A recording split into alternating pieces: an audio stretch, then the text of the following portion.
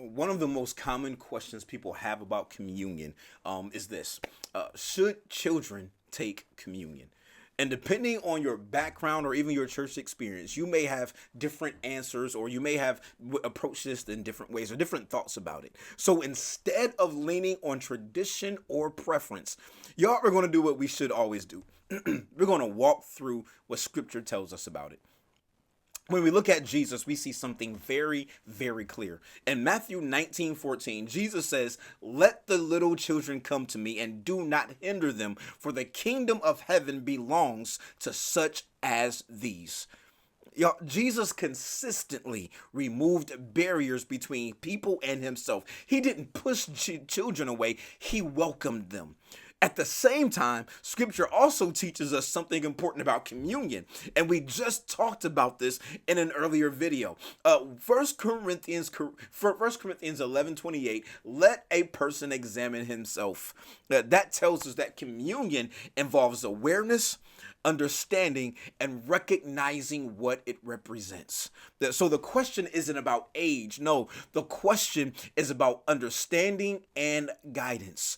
Scripture does not give a specific age requirement for communion. It does not say children are absolutely excluded, but it does call for those who participate in communion to approach the table with understanding and reverence. So what do we do with that? Do we block the table? Absolutely not. We have a responsibility, y'all, to disciple toward the table.